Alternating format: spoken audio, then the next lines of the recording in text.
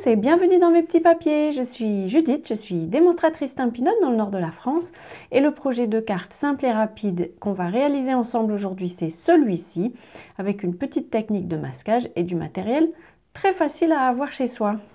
Pour cette carte, il nous faudra une base de carte classique que j'ai choisie en blanc simple parce que j'ai envie d'un modèle très simple en un niveau, on va dire, en une épaisseur. Pour le masquage, j'ai utilisé les étiquettes adhésives bien connues. J'en prends une, alors là ce sont les carrés, elles mesurent 7 cm et demi. Je voulais juste vous montrer, voilà les petits marquages qui m'ont servi à centrer l'étiquette. J'ai fait une petite marque à 1 cm et demi, très légère. Elle m'aide juste à positionner ma réglantée. Je rouvre ma carte parce que ça lui donnera plus d'assises. Voilà, donc je la pose contre le trait que j'ai marqué. Je ramasse mon étiquette et je vais la positionner plus ou moins, on n'est pas au demi-millimètre près, plus ou moins à 3,6 cm, c'est sa place normale. J'appuie bien sur ma règle pour que l'étiquette ne se glisse pas en dessous. Et une fois qu'elle est positionnée comme ça, la partie adhésive est ici. Je peux la coller. Et voilà, j'ai mon masquage qui est fait. Je vais enlever mon trait de crayon tout de suite avant de tamponner parce que sinon, ça sera difficile à enlever après si j'ai mis de l'encre dessus. J'ai décidé de changer de couleur et de set de tampons. J'ai choisi l'encre Oasis d'Orchidée et le set de tampons Impression de la nature. J'aime bien utiliser voilà, des tampons pour ce genre de motifs, des sets où il y a plusieurs motifs. Et je commence toujours par les plus grands.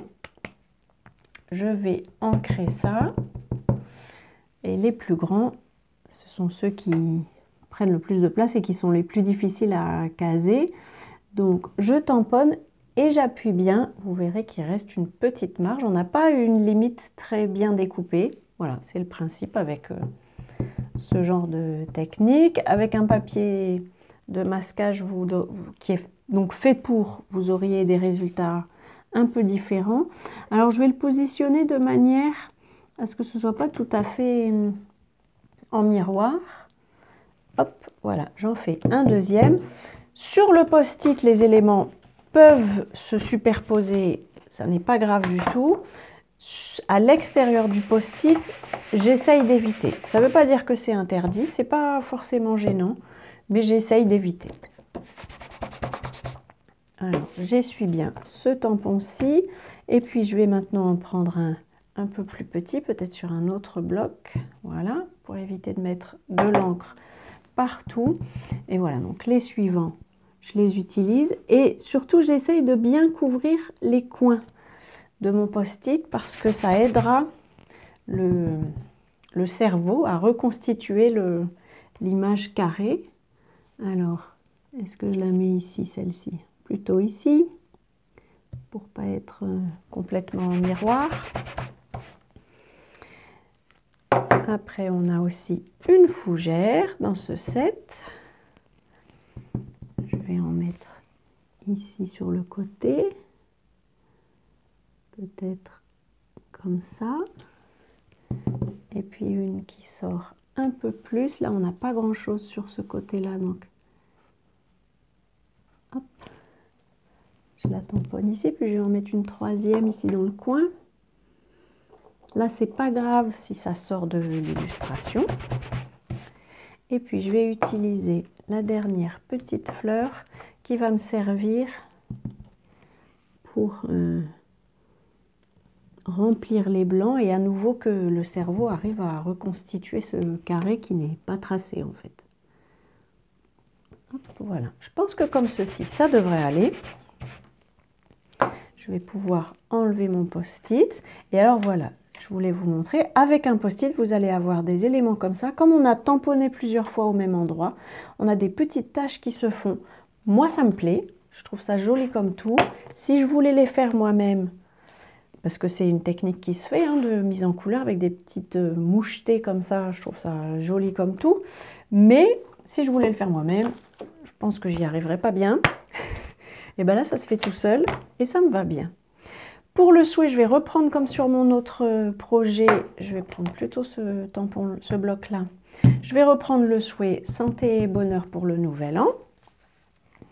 Je vais tenter de le tamponner de façon un peu centrale et puis droit surtout. Ça me va bien. Et puis pour apporter un petit peu de texture et puis de brillant, j'ai choisi l'assortiment de pois lustrés. Et je vais utiliser la couleur bleue ici, c'est du Piscine Party.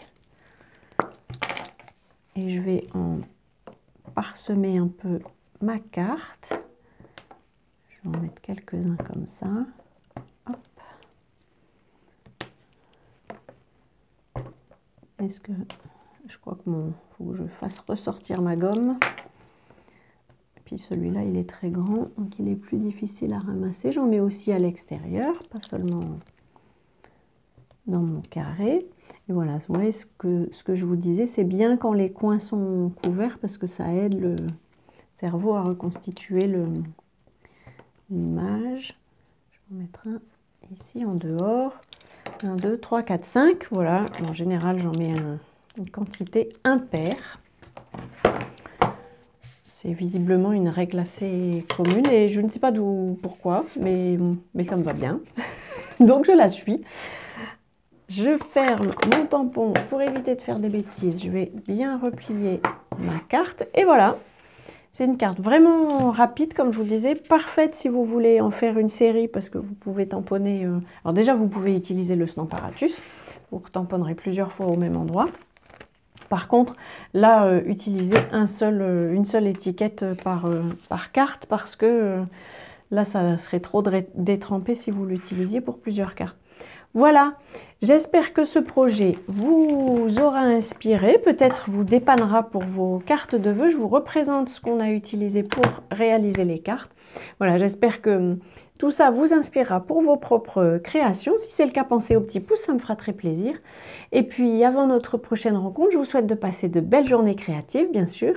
Et bien entendu, je vous embrasse.